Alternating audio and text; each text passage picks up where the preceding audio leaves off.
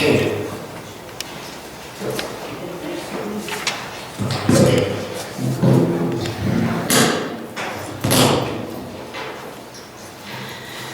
Good evening. This is a meeting of the Township Committee, February 16, 2016. The notice requirements provided for in the Open Public Meetings Act have been satisfied. Notice that this meeting was properly given by transmission to the Star Ledger, the Independent, and the Two of Their Times, and by posting at the Middletown Township Municipal Building, and finally with the Township Clerk on January 7, 2016. Committeeman Purcell. Here. Committeewoman Murray. Here.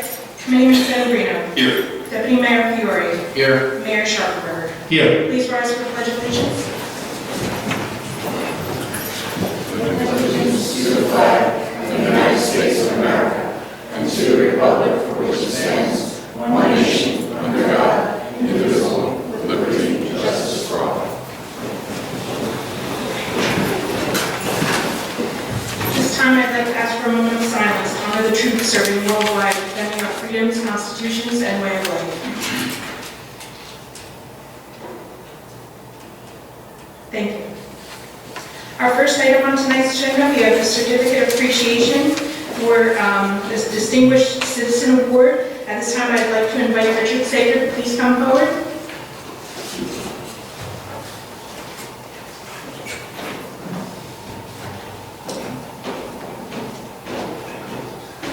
This is the first I've seen. Okay. Here's the reason that Rich Sager is getting the Distinguished Citizen Award is because I've never seen anybody who's there for us the way he is. And he dreads seeing my number come up on his phone, and I go, oh, now what? And I always start off with the same thing, Rich, if it's getting to be too much, tell me. And it never is. It's just a few of the things. And after Sandy, this is really what opened everybody's eyes. After Superstorm Sandy, Rich's store, the Shop-Rite on 35, got very heavily damaged. And I remember calling him up and saying, listen, you know, the town is devastated, we need some help. His exact words to me were, if you can get a truck over here, you can take pretty much anything you want. And just amazing, the day after his store was so heavily damaged. And it goes on and on. The veterans had a 50th anniversary for the end of the beginning of the Vietnam War. And Rich graciously agreed to cater the picnic, and it was wildly successful. So it's things like this, on and on. And this is something that just happened about a week ago. I was on the phone with a woman who lives in Jackson, and about something totally unrelated with the state. And she said, listen, I'm working here, and I also work at the Shop-Rite. I said, oh, gee, a friend of mine, Rich Sager, lives in Middletown, where I live. She says, Rich Sager saved my life, and goes on to tell me this story about how you helped her out, gave her a job. I'll think of her name, but it was one of the 30 I spoke to that day. But she went on and on, what a great guy Rich was, and really turned her life around. A woman who had broken up, had a broken marriage and 2 young children, and Rich stepped up, and this is the kind of story you hear over and over again. So it is just such an honor for me. I feel like an ant standing next to him. But what I'm going to do is I'm going to read the award, and I'm going to ask Rich, I'm going to put him on the spot to say a few words. This award is hereby bestowed upon Rich Sager, a community-minded businessman who generously supports his hometown. He gives of his time and resources whenever he is called to service, and I can attest to that. Mr. Sager is an ardent supporter of the Township's Cultural and Arts Council, our Arts Center in Middletown Day. He's a major sponsor of many Township outreach programs, including our Welcome Home Picnic for Vietnam veterans and the Mayor's Food Basket. He's a dedicated member of the Economic Development Committee. Mr. Sager is also an ally in times of crisis. He encouraged emergency responders in the wake of Superstorm Sandy to take necessary supplies from his badly damaged store to help storm-ravaged neighbors. The Middletown Township Committee is honored to have this opportunity to recognize Mr. Rich Sager for his distinguished service. He is a consummate resident and member of the business community. We are fortunate to call him one of Middletown's own. And I just want to point out that we don't give this out very easily. We're only going to do 1 or 2 a year. And Rich is the first one, possibly the last one in 2016. But he encompasses everything that this award is about, and you deserve this and many more. So there you go.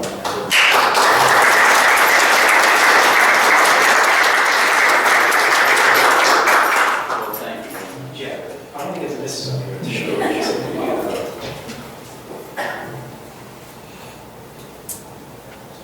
something to solve this. So they don't have to wait twice. You use that one on the school. Yeah. The push. Now.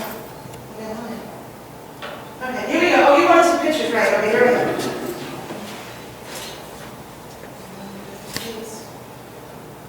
Nice. Yes, thank you. Rich, do you want to say? Sure, yes, on behalf of my wife and I, we're so thrilled to be part of this town, to be part of this community. And Jerry had asked me back several years ago to become part of economic development. First guy of all. Yes, yes. Actually, it was Max Weinberg, who I think said that because he's from New York City. Right. He said, Rich, you should go do that because it'll be a great education for you. And it has been. And, through Jerry, he's been a mentor. He learned a lot about local government. And I'll tell you, the town of Middletown, this old body, 20 million volunteers. Just does an absolutely fabulous job. So I appreciate all that you do with us and the people in Middletown as well, because you guys are so dedicated. And I know you're not paid that much, very little compensation. You guys are really our heroes. So thank you very much. I appreciate it.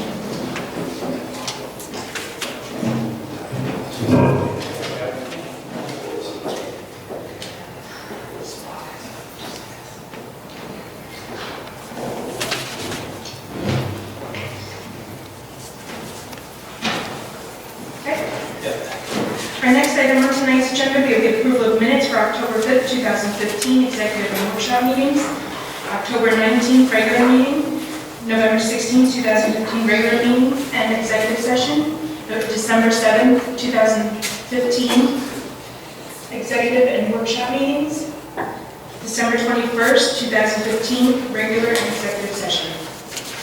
Move for adoption? Second. Committeeman Masal. Yes. Committeewoman Murray. Yes. Committeeman Sedambrino. Yes. Deputy Mayor Fiore. Yes. Mayor Sharper. Yes. Motion carries to approve minutes. Our next item on tonight's agenda, we have introduction of proposed ordinance 2016-3161, an ordinance amending portions of Chapter 127 of the Code of the Township of Middletown governing recreation programming and fees. Move for adoption? Second. Oh, I'm sorry, move for introduction. Second. Committeeman Masal. Yes. Committeewoman Murray. Yes. Committeeman Sedambrino. Yes. Deputy Mayor Fiore. Yes. Mayor Sharper. Yes. Motion carries to pass this ordinance on first reading with a public hearing to be held March 7, 2016. At this time, I'd like to ask the Township Committee to adopt a consent agenda, which would include resolutions 16-85 through 16-94, including bingo and raffle applications and firefighter applications, removing 16-89 for separate. So. Second. Committeeman Masal. Yes. Committeewoman Murray. Yes. Committeeman Sedambrino. Yes. Deputy Mayor Fiore. Yes. Mayor Sharper. Yes. Motion carries to adopt a consent agenda. At this time, we have Township Committee comments. Oh, I'm sorry, excuse me. At this time, we have 16-89, resolution for payment of bills, February 16, 2016. Move for adoption. Second. Committeeman Masal. Yes. Committeewoman Murray. Yes. Committeeman Sedambrino. Yes. Deputy Mayor Fiore. Yes. Mayor Sharper. Yes. Motion carries to adopt resolution 16-89. Now we are. Mr. Michelle. Wait, long. No comment. Severino. Thank you, Mr. Mayor.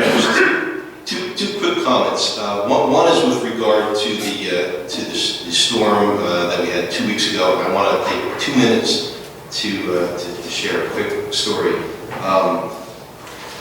On Monday after the storm, remember the storm was all day Saturday. On Monday after the storm, one of my employees called me and says, "Listen, I can't come in today." So why not? He said, "My street wasn't plowed at all." And he is in an unnamed town in an unnamed county north of here. And it was Monday. 2 days after the storm, he couldn't come to work because the street wasn't plowed. Didn't get plowed until Monday night at all.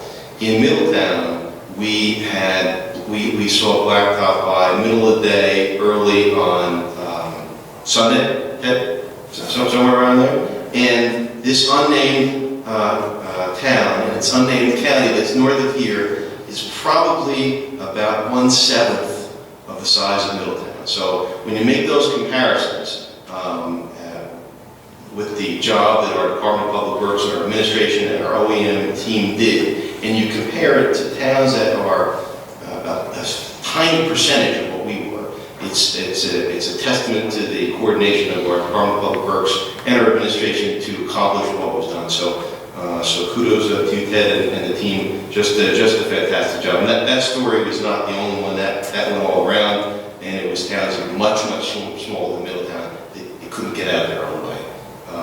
So that's one item. The second item is I certainly want to extend my congratulations to Mr. Sager. It's people like those in towns like Middletown that define the best towns to live in. So I'm glad to be a part of it.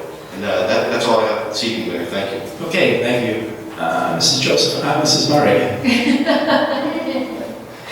Just a couple really quick community announcements. The neighborhood spotlight continues next week at the Senior Center for Leonardo. That's going to be Thursday 4 to 6. So if you live in that neighborhood, come on down. We'd love to hear from you. Something our PIO works very hard on. We have our new info guide updated for this year, so you can either pick one up, they're free, or you can download one off the website. A lot of very useful information in there. We really try to keep everything current. And just one more quick announcement. The Middletown Art Center is going to have a pocketbook bingo night or some kind of variation of that. It's going to be a wonderful fundraiser. It's almost sold out. It's on March 6th, a Friday night, and it's $25 per person if you have a table, $30 if you're with just a few friends. So it's a great way to support the arts. And that's about it for this evening. Thank you, Mayor. Okay, thank you. Deputy Mayor Fiore. Thank you, Mayor. I made a few comments about the snowstorm, but again, I echo my colleague, Mr. Severino's comments. I unfortunately work for a town which is larger in population, or in a town, I should say, larger in population and much smaller in terms of size of roads. And let's just say it was a 2-hour venture once you entered that town, which has an airport, to get downtown. So I can say that I am very happy to be a Middletown resident and wouldn't trade for a moment. But you know, a lot of that goes into the technology that this committee has invested over the last few years. And that technology being in that command center, the technology in terms of GPS and infrastructure that Ted and Tony and Todd and everyone else here have been part of. So these types of events, though we've been able to steer clear the last couple of weeks, when they happen, we are prepared and we will respond, and our response will not be by accident, and nor will there be 9 plows in the whole township like that certain unnamed city with an airport. The few other things, you know, after the storm, a great release and it came out, and something I just wanted to spend a second to opine upon, and that's Middletown's crime rate being the lowest since pre-Tony Fiore Township Committee and Planet Earth, 1969. Joe Namath was in the Super Bowl. I am a Kansas City Chiefs fan, so it's not the last time the Chiefs have ever been to the Super Bowl, unfortunately. But just a great statistic, a great testament to the residents of Middletown, the neighborhood watch programs that we have, everybody who does their parts, and most importantly, our fantastic police department led by Chief Weber. The results year after year, the last couple of years under his leadership, become better and better, and I could not be prouder of the job that our men and women do every day of the Middletown Police Department to make this not only the best plowed community, as we've talked about in the state of New Jersey, but the safest community, and a community where we can all be proud and safe and be able to raise our families without having that worry. So congratulations to all of Middletown on that fantastic news. And then finally, just to comment on one of the resolutions this evening. 1692 is a resolution where we have authorized a memorandum of agreement with our two white collar union here, and I believe the blue collar union may have done last time, that might be in this one too. But just a testament again to our great employees who have certainly risen to the challenge of the economic environments, who have come to work with the governing body and the administration to come up with fair proposals and fair negotiations, understanding the realities of today's world. I think I read a statistic, which may be wrong, where in the state budget, something to the effect of 90% of the state budget is going towards pensions and benefits or something to that perspective right now. That number could be wrong. It's something I read pretty quickly after the budget address. Might be 95% actually is the number I saw, but I find that a little hard to believe as a high number. But just seeing how we're able to work with our employees that have made the necessary sacrifices and also make the fair compensation request, I think is a testament to everybody who works in this municipality. And I thank the administration for all they did to get that done and to get that working. So I believe now we're all finished with contracts, if I'm not mistaken. So with that said, Mayor, I thank you for the comments this evening, and wish everybody a great rest of the month. Okay, thank you. Just a couple of things I'll pile on to about the snow removal once again. It was great, and the more you travel around, and we get to meet with a lot of other elected officials from other towns, and the word has preceded us even when they hear about how well Middletown weathered the storm, so to speak. And it really is a testament not only to the great equipment and everything, the cooperation and the timing of the snow, but mostly because of the preparation. And the folks you see down here are the cause of that. And it really is something that we should all be very proud of, to see something planned so well and executed even better. So let's hope this is the last time we get tested, at least for this year. And if not, then we're ready. I attended a chili cook-off, and no offense, but don't have your chili cook-off because I have more chili than I can stand for a year. But it was great at the Lincoln Presbyterian Church. It was a fundraiser for a battered women's shelter, and just a great night. It raised a couple of $1,000. So that's really the strength of this town. You see those sort of fundraisers, that private fundraising efforts to support this. So much more efficient than government doing it. And I think that's a large part of what the Township Committee had in mind with this faith-based initiative, where you partner up with these groups who can raise money for worthy causes so well. Speaking of worthy causes, the Lions had their annual Super Bowl breakfast at Applebee's the morning of the Super Bowl last Sunday, or 2 Sundays ago. And great turnout. They do so much great work for the Blind Citizens Association and a variety of other charities. I had the good fortune, and this is sort of where my worlds collide, where I was invited to a junior achievement facility up in Edison. And it just so happened that the Oak Hill Academy was going through the program, and they wanted me to come for the end of the program.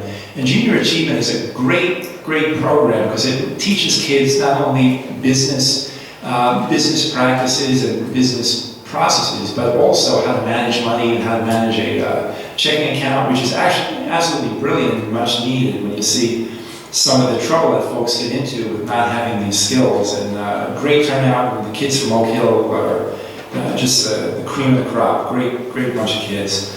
I had a meeting with JCP&L 2 days ago, actually yesterday morning it was, and JCP&L, and we, I look at Deputy Mayor Fiore and most of us up here, know JCP&L two ways, before Sandy and after Sandy.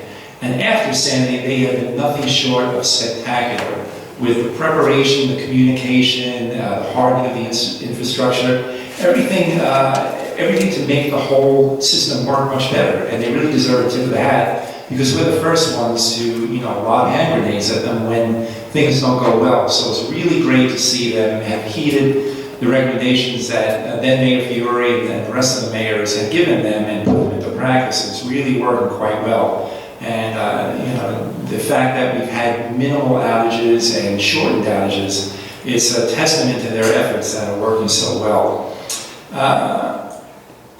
Two quick things.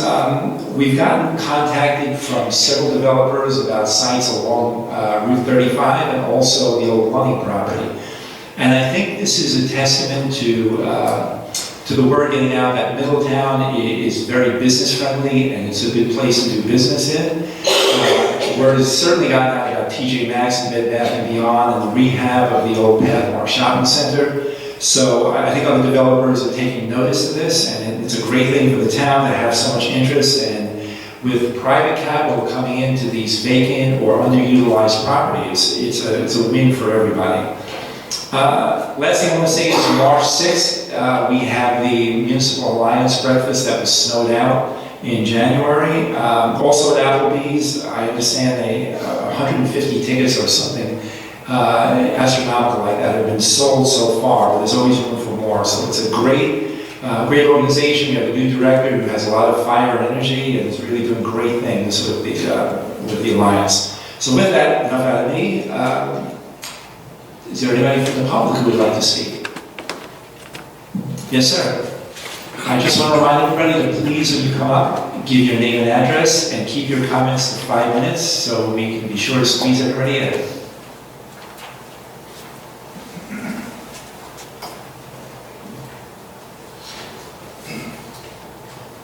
Good evening, my name is Don Watson, living at 1 Collinson Drive.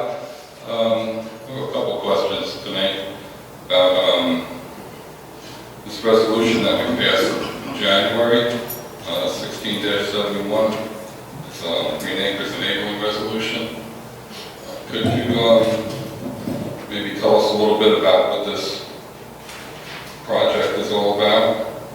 It seems like we already received a grant for $5.9 million. All that is we have to do that every year is to continue participating in the Green Acres, usually land acquisition program that we started back in, I think, 1999, maybe 2000. And that just allows you to each year apply for reimbursement for properties that we've bought over the years. And so the next allocation is hopefully coming out when the next budget is adopted.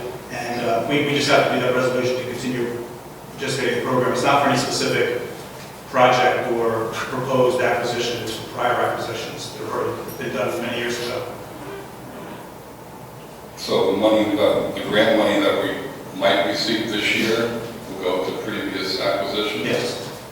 Yeah, you're always behind with Green Acres. It takes you years to get reimbursed for the full price of the properties you bought in the past. Okay, so this, you said in 99 it started? I think it was 99 or 2000, right around there it started. Okay, and nothing we were looking at to acquire this year? No, not at this point. That program, we're still trying to get fully reimbursed for things we bought in the past. Okay. Is there any update on the municipal center? The municipal center that we're planning on building? Yes, we're down to the final, we met with the architect Friday, and we're down to final revisions for the architect's going to meet with all the departments once again to make final revisions to the plans that they've prepared to date, and then we'll be going to full drawings and specs, and looking to go to bid sometime this year.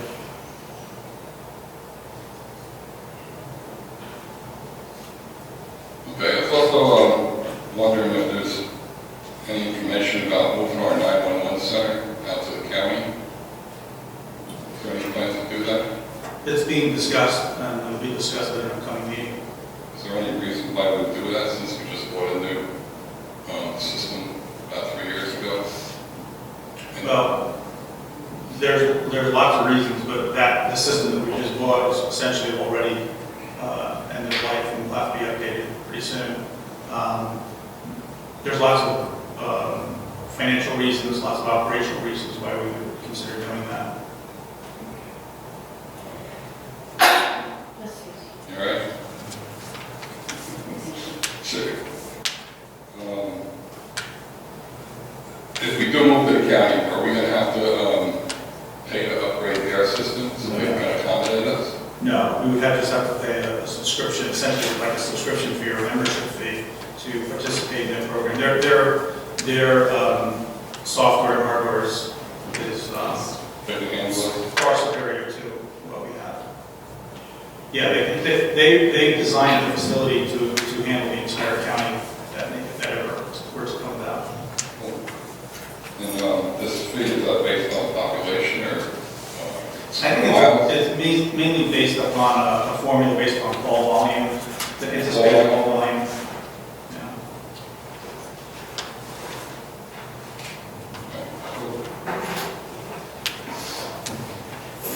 Okay, thank you very much for answering my questions.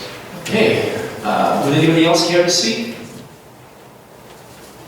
All right, to whom now, seeing no other members of the public come forward, move to close the public portion and move for adjournment. Second. Yes. Yes. Yes.